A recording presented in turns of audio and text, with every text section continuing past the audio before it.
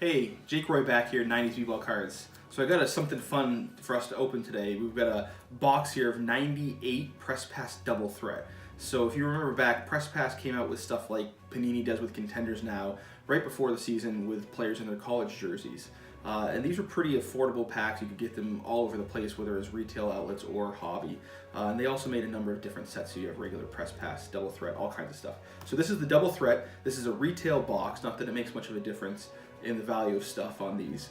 You are guaranteed to get one auto in each box, so we could get some really fun players. We could get Tim Duncan, who was the rookie of the year before. We could get Vince Carter. We could get Paul Pierce and a bunch of other guys. And then we could get players who aren't very valuable, like a Rafe LaFrentz or so on. So we're going to go quickly through the odds. There's a ton of different things we can get in these, and then we're going to rip right into it. So starting out, there's a kind of a parallel version of the top 3 players in the draft. It's a foil card. Those are 1 in 180 packs. So you can get Rafe LaFrentz, you can get Michael Olowokandi or Mike Bibby. So not the greatest players there. Then since this is retail, we can get a Torker's parallel. So basically you get blue foil on those instead of the gold foil. Oh, and then those are 1 in 1 pack, 1 in each pack. And then you can get the retros that aren't really a parallel, but those are 1 in every pack as well. Then there's Dreammates cards, so you get a current rookie from this year and then a current vet. So Vince Carter and Glenn Rice is one of the combinations that's one of the more valuable ones. Those are 1 in 18 packs. And then we've got the double thread jerseys, so those are 1 in 170, 1 in 720 packs.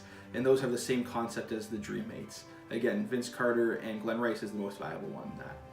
And then we've got Jackpot. So Jackpot cards are interesting. Each card has its own stated odds, which are kind of weird. So the easiest to pull is 1 out of 36 packs, and the hardest to pull is 1 out of 720 packs. So we'll see if we pull one of those. And then we've got rookie jersey cards. Those are 1 in 720 packs. And then we also have the rookie autos, which are 1 in 36 packs. So we expect probably we're going to pull one of those. Then we've got the veteran autos, so you could get Tim Duncan or some other players like I had mentioned before. Those are 1 in 360 packs. And then the last thing that we have here are 2-on-1, which again have a player that's a rookie from this year, a player that was a rookie the year before on one card, semi-acetate die cut. Pretty cool. So those are 1 in 12, so we should expect to see a few of those here. So let's crack in and see what we get. All right, so we're gonna crack in. Now I can see this is kind of bulging here, so some of the packs have shifted. They could also be a little bit damaged, and the packaging on it's a little loose, so it looks like it was re-sealed at some point, so I don't even think I need scissors to bust into it. We'll see what happens with the peel underneath. Oh, we do need some scissors, so.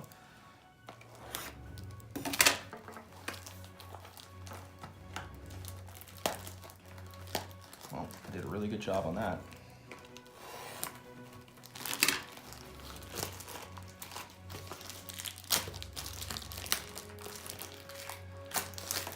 See here, we've got Tim Duncan, who was the #1 pick from '97, and Michael Olowokandi, who was the #1 pick from '98. Tim Duncan, surefire Hall of Famer. Michael Olowokandi, not so much. All right, so yeah, you can see how those packs have shifted through the years. Let's just grab a couple and rip into these. We have 36 packs in this box, and we got 4 cards per pack. So 2 of those will be, we'll get 1 Torker and 1 retro we expect, and then 2 will be base or an insert.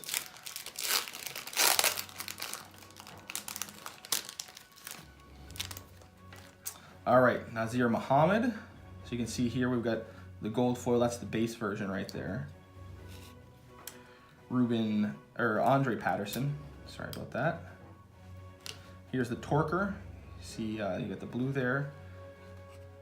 And then we got a card stuck to the back. Jason Williams retro. That's a nice one. White chocolate. He's a good player. He's an exciting player back in the day. All right, let's see what we get in here.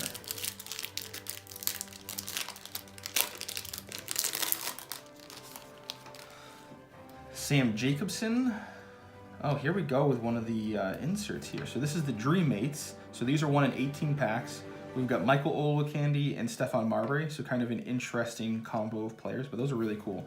I actually didn't have any of those previously, so really nice looking.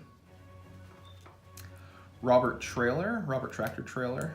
Tragic story with him, but he was quite a player in college. And then Shamond Williams for the Torker. All right, I'm gonna bust the rest off camera. We'll come back and see what else we get. Well, those are all worthless. All right, so you guys saw we pulled a bunch of commons, but you saw what we did with those. These cards aren't worth a whole ton. So we're gonna go quickly through what we pulled. We did really well compared to the odds.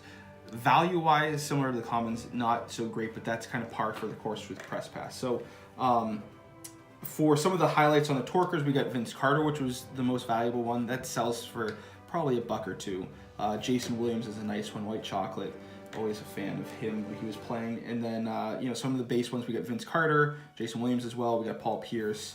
So some nice guys there. The veterans aren't really worth much of anything, but I did want to point out, in case you didn't notice it previously, you don't have the team names on any of these jerseys, and that's because Press Pass, they got the collegiate rights with the NCAA. They never got the NBA rights, so they had to remove any team branding from all these cards, and that's what you ended up getting.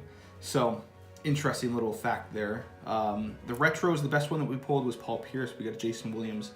They do have retros of the veteran players, so you got Stephon Marbury and Ron Mercer and a whole bunch of other guys.